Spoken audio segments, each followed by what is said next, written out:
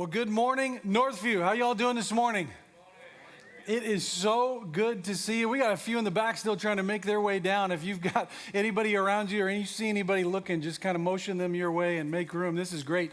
Hey, I am so excited to be here today to be continuing our series called I Will.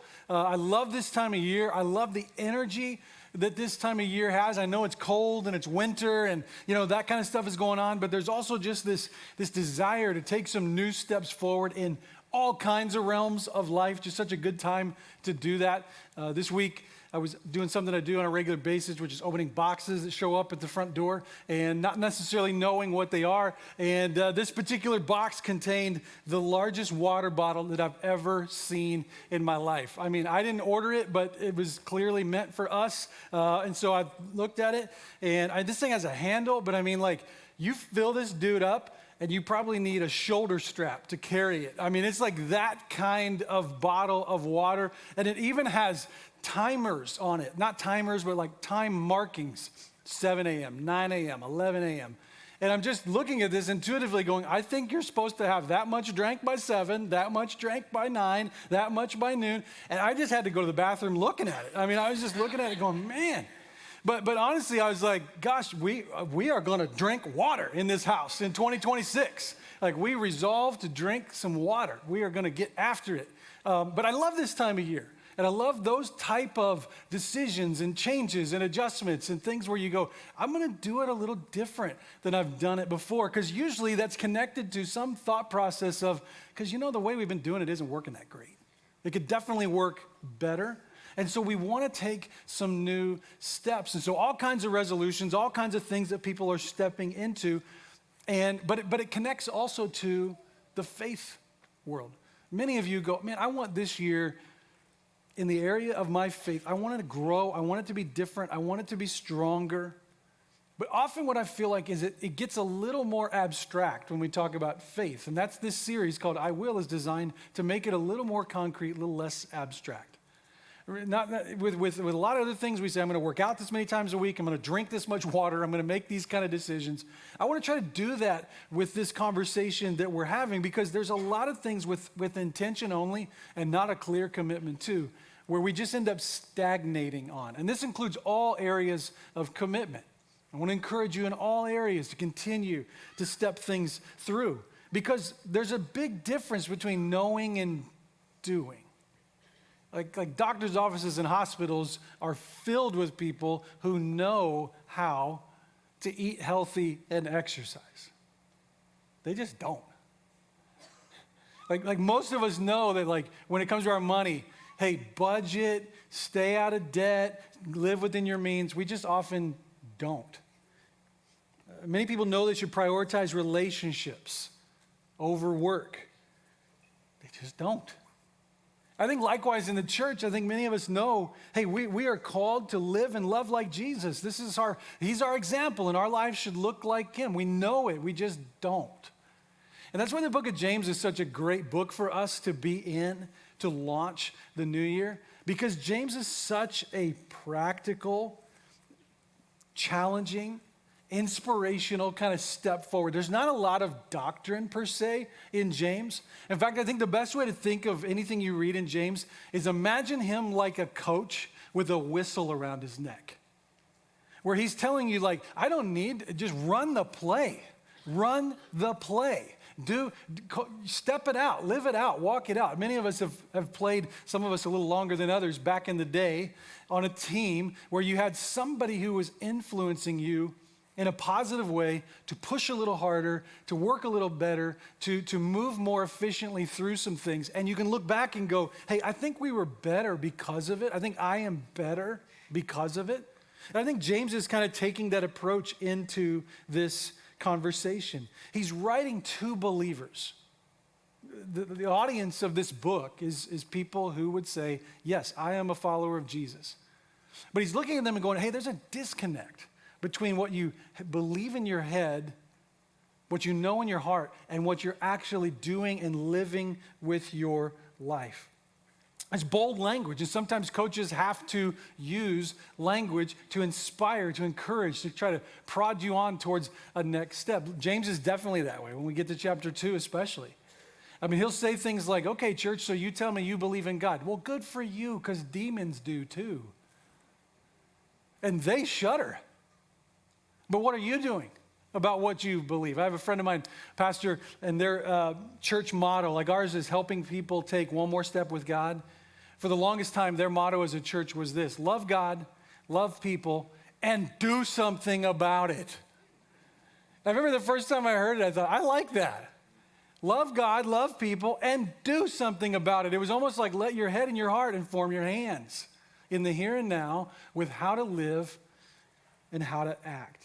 James, in chapter 2, what we're going to read together is not necessarily questioning whether faith is important. What he's going to do to the reader and to us today is to question whether or not your faith is even alive. Chapter 2, verse 14 says, "What good is it, my brothers and sisters, if someone claims to have faith but no deeds? Can such faith save them? Suppose a brother or sister is without clothes and daily food. If one of you says to them, 'Go in peace, keep warm and well fed,' but does nothing about their physical needs, what good is it? In the same way, faith by itself, if it is not accompanied by action, is dead." So this I Will series is a series that's designed around 5 declarations connected to the 5 chapters of the book of James. And I think I can confidently say that if you were not only to say these and declare these, but to live them and to walk them out, they would transform. They would transform the way 2026 would play out for your life. If you will, they will transform this next year. The first one we looked at last week was the declaration that this year I will grow up. I will grow up. You could take that a number of different ways. I think there's some that might have went, man, it sounds like he's calling me out of immaturity and into maturity. And if that shoe fits, then yeah, that's it. That's what that meant. That's what that meant. I think 2026 for some could be the year that you finally grow up. You finally take that step. But it also can mean that there's always a next step. And so we looked at last week how even difficult moments in life are growth moments. And that part of growing up is understanding there's always a next step, that even the trials that I go through could be seen as training. And then when I go through hard things, I can always seek wisdom and not make excuses. And I can always commit my life to be not just a reader of the word, but a doer of the word, that when God speaks, I'll listen. I'll do it. I'll put it into practice. And I think it's with that in mind that we move into chapter 2 and we read what we just read. And we get to the second declaration, and here it is. It's that this year, I will serve others. I will. This year, I will. This is an important conversation, and I think it's important to frame it particularly well, because I think it's the kind of conversation that, if I'm not careful, could get phrased or heard like, yeah, serving is good. I should serve others. And if I do, it'll make things 1%, 2%, 4% better. Who doesn't want that? Who doesn't want a little bit of an increase each year?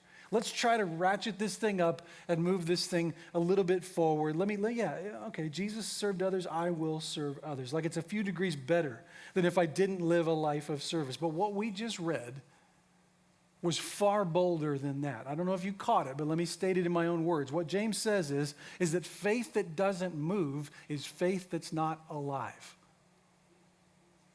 He didn't say that faith without action is weak or that faith without action is immature. He said faith without action is dead. It's dead. That's strong language. Dead things don't respond. They don't grow. They don't impact anyone around. James is saying real faith is always going somewhere. It's always moving somewhere. It's always doing something. What he's telling us is that, guys, every day when we wake up, when our feet hit the ground, we've got a choice. And it's one of two things. Either we are going to make up a purpose for the day that's our own, or we're going to find our purpose that's been given to us by God to walk out in. When our feet hit the ground, I mean, it's usually mostly about self. When we start to determine what are we going to do with the day, And it could be about work. There's a lot of people that rather than pursue God's purpose for their life, they pursue work. And some of it's because we have to, right? There's not a choice. We gotta be there. We gotta put it in. We gotta go that route. But there's also a point where it's like we miss it if that's all we understand the day to be. Maybe it's for you, it's more about I put my feet on the ground and I'm trying to pursue what makes me happy. It could be a hobby. It could be a relationship. It could be money. It could be things.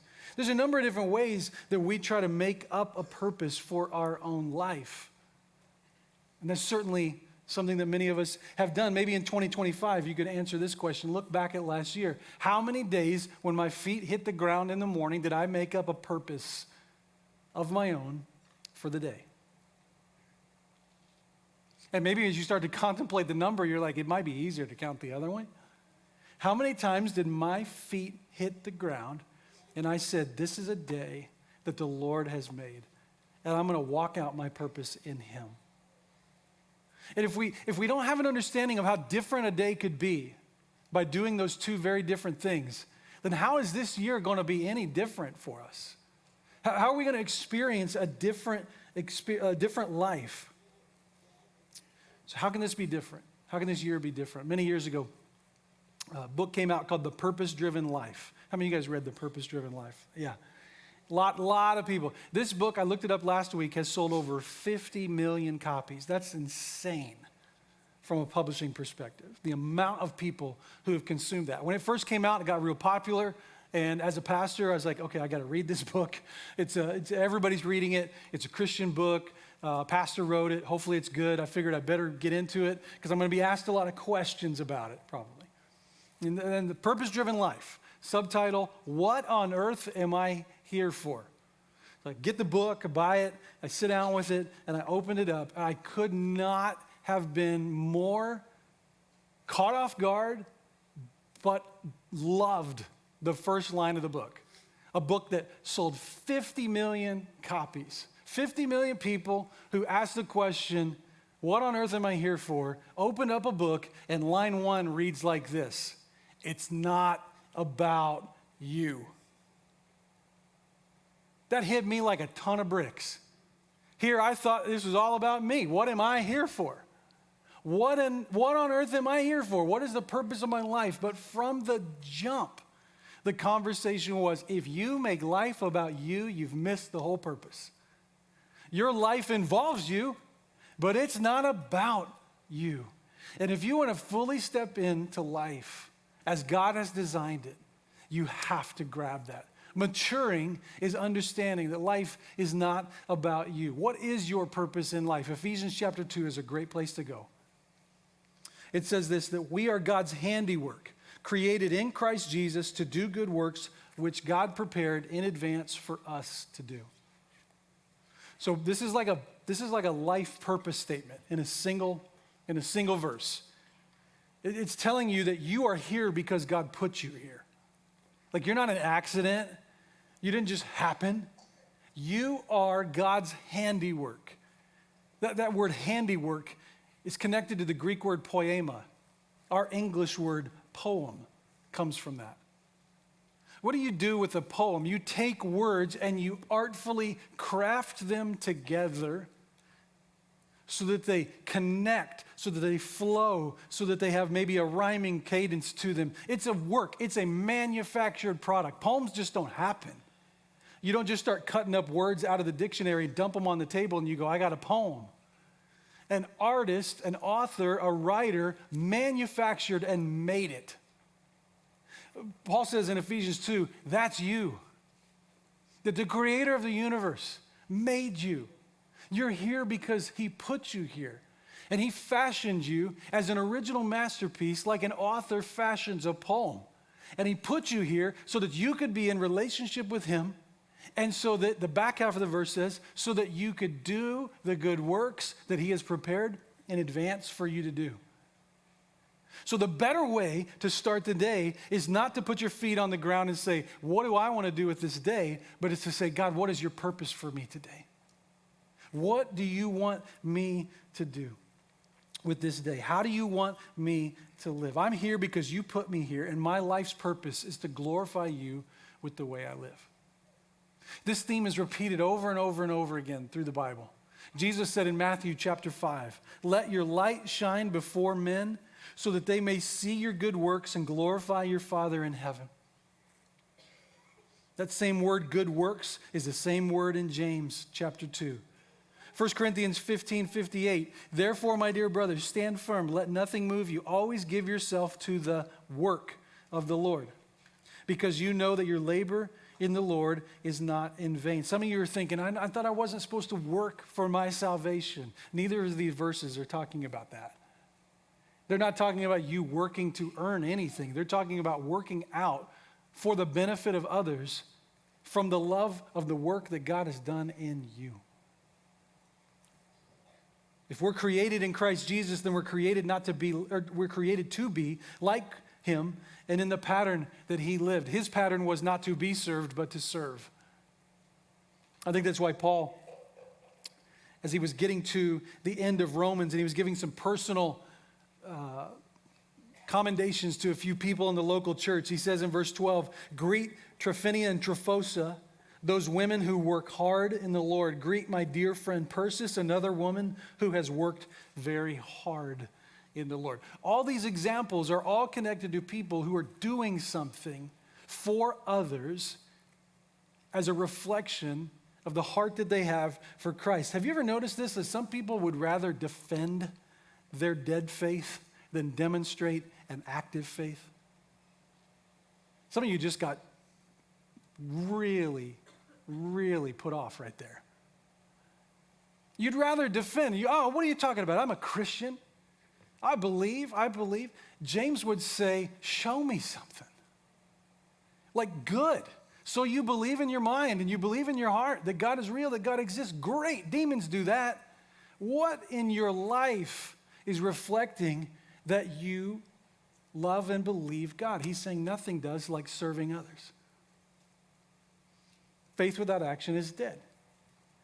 There's a great story in the book of Acts in chapter 9 of this woman named Tabitha, who demonstrates really, I think, very well what a faith lived for others looks like. We find out in verse 36 that in Joppa, there was a disciple named Tabitha. In Greek, her name is Dorcas. We're going to go with Tabitha today. Dorcas is something I used to call my brother growing up, so we're going to go with Tabitha. And look at this. She was always doing good and helping the poor. That's the whole description. A disciple named Tabitha. She was always helping people, doing good and helping the poor. Just a disciple who served consistently. She didn't just believe in Jesus. We find out that she made clothes for widows. And that was how she served people. But then something happens. Tragically, Tabitha dies. She dies.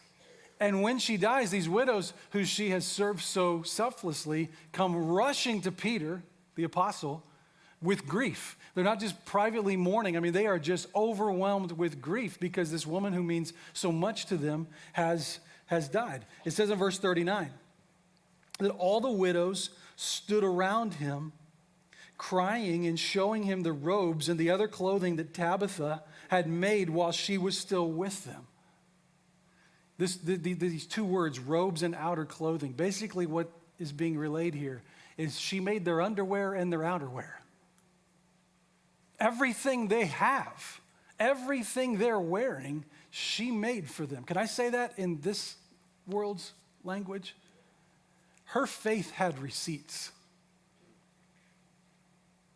Those ladies didn't come to Peter and say, let me tell you a story about what that woman believed. They showed the clothes on their back and they said, this woman loved us so much that she made us custom clothing when we had none. That's how we knew who her God was. That's how we knew the depth of her love. It's a living testimony. So Paul is moved and he goes and he prays for this woman and she's raised back to life. It's one of two times in the book of Acts that this happens. The other was Paul was preaching. It was late in the evening and there's this guy that was sitting in a window named Eutychus and he falls asleep. and he falls backwards out of the window, down, boom, dies. They stop the church service. Paul goes outside, raises him back to life, and then they all go back in and Paul keeps preaching. And I'm pretty sure Eutychus stayed up the whole rest of the night after that. Yeah. Someone once told me Eutychus too if you fell out the window and died, but it's just the way it goes. We don't get a second part of the story with Tabitha. But what we probably can assume is she didn't go on parade. She didn't have a big set of speaking engagements. If the local news was trying to interview her, she was probably pushing away. And my guess is that Tabitha went right back to doing what she was doing before that. Serving others, selflessly, head down, as a reflection of what God had done in her life. You don't think there were probably days when she felt like nobody saw what she was doing? Sometimes when we serve others, what holds us back is anybody else going to see this? Am I going to get any praise for this? Am I going to get recognized for this? Is someone going to give me credit for what I'm doing? Does anybody see my heart? It's clear God saw her heart. Because of all the faith stories for all of time that he could have cataloged in his word and said, I'm going to tell that story till I come back to this earth, it was a little woman named Tabitha who made clothes for widows, who he said, that's going in the book. That's going in the book. He never told her while she was serving this way that he saw her, but he saw her just like he sees you, just like he sees when we step out in faith. Her faith had become visible. And not only did it make her faith and their faith come alive, it changed history. Serving others changes history. And the things that we do in the name of Jesus have the opportunity to not only change a moment, but to have a ripple effect from the moment forward. History agrees that faith without action is dead, but that when faith with action occurs, history is changed. In the ancient world, when plagues swept through the cities and the sick were abandoned and the neighbors were left to die, it was the Christians. It was the Christians who didn't leave. They stayed because they believed that loving your neighbor wasn't just a metaphor, it was a real commitment, a mandate. And so that conviction gave birth to the first hospitals. Not because the Christians were doctors, but because their faith refused to walk away from suffering. Later, in a culture where unwanted children were left to die, Christians said every image, every person bears the image. Every life bears the image of God. So they rescued babies. They raised orphanages. Or raised orphans, and by default created orphanages. Faith didn't just feel compassion, it organized it. When education was limited to the elite, the Christians said, hold on. All truth is God's truth. And so they started schools and even universities. And it was never about how to just know more things. It was about how to live better. And that with the knowledge of the truth would come the opportunity to walk it out. When slavery was accepted as normal, it was Christians that were reading the scriptures, concluding from the faith that they just could not stay silent. That for decades, though they fought and lost and endured ridicule, it was worth the fight because faith that acts doesn't quit when it's inconvenient. When segregation dehumanized people, churches became movement centers because faith demanded justice and love became public. What I'm telling you is you can look back and history will tell the story of what Christians serving others under the banner of Christ have accomplished. Hospitals, schools, orphanages, abolition movements, none of these began as government programs. None of them did. They began as disciples of Jesus who served the world around them. Christians who believed James 2, that faith without action is dead. And the world has changed over and over by people who loved this way. And if faith didn't act as it did, I believe history would look very, very different. So here's the question for us. If faith that acts changed history then, if that's true, then what might faith that acts today do? I believe that 2026 can look as different as night and day if you commit to serving others on a regular basis. That's why I'm inviting you to make this declaration as a part of a new year, a new moment, a new step.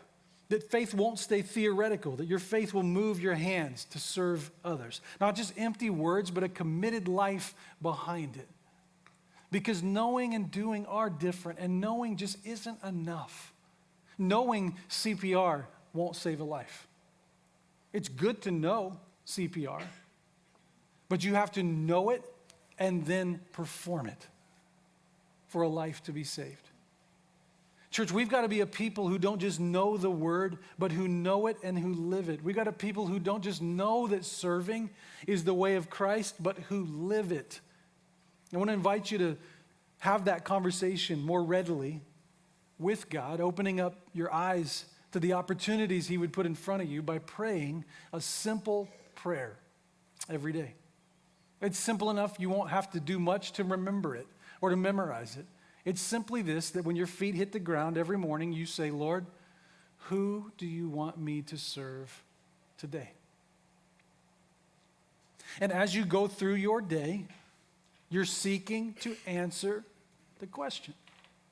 And I don't mean this in a way where you just go, oh, who is it? Oh, I found him in the first 5 minutes. Check, now I'm done. Now the day's about me. Whatever I want to do. Go Bears, let's go.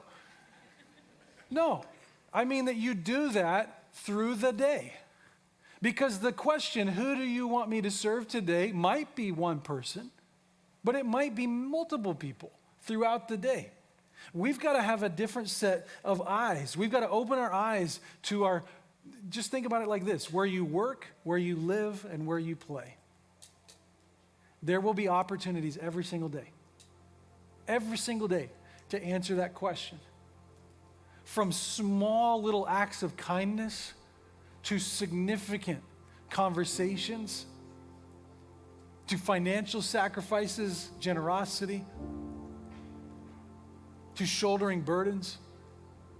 There are so many opportunities in every day for God's people to live as he would live, to love as he would love, to shine that light, not for their own personal glory, but so that God's name is lifted up. James would encourage us, if we look at chapter 2, to kind of have eyes for people of all different walks of life. Don't pay any attention to whether they look like you, dress like you, or the same financial status as you. Meet practical needs. Look for those that need basics, food, clothing, shelter. Act on your faith. Let it be lived out naturally in the moments that God gives you. Love your neighbor. Seek the good of others. Consider them more important than yourselves. But to serve others is to be like Jesus. And in his last gathering with his disciples, a moment called the Last Supper, Jesus, as they were getting ready to have this moment together, saw fit to do something pretty revolutionary. He took off his outer garment and he got down on his knees and he got a towel and a basin and he started washing their feet. This isn't something we do on a regular basis with each other, but it's very customary for that time. And it was very skipped over in the moment. And mostly it was because no one in the circle wanted to lower themselves to be a servant to do it. There were no servants there, and none of the disciples wanted to do it. So Jesus said, I'll do it. And so he starts washing the disciples' feet. It was a humbling moment. Because if there was anybody that should have been excluded from the who should do this, it was him. He was the rabbi. He was the teacher. He was the revered one. He was the one everybody wanted to be with or around. And here he is lowering himself and washing their feet. Peter at first said, Lord, no, you can't do this. He felt shamed. No, you can't do that. Jesus said to him, Peter, if I don't do this to you, if you don't let me wash this, if you don't let me wash you, you have no part in me.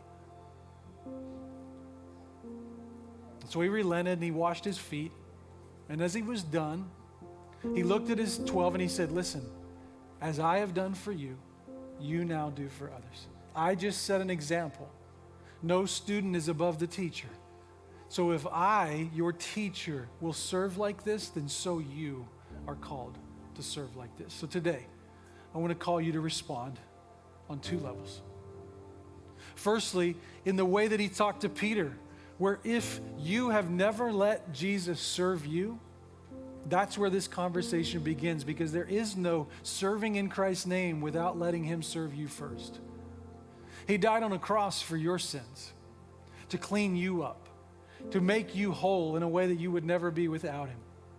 And until you come to a place where you recognize, like Peter did, like so many have, that without Christ I have no hope, but with him my hope is infinite, you have no part in this second part of the conversation. That's where the journey begins. And if you're ready to receive Jesus as Lord of your life, today could be the day that that story starts.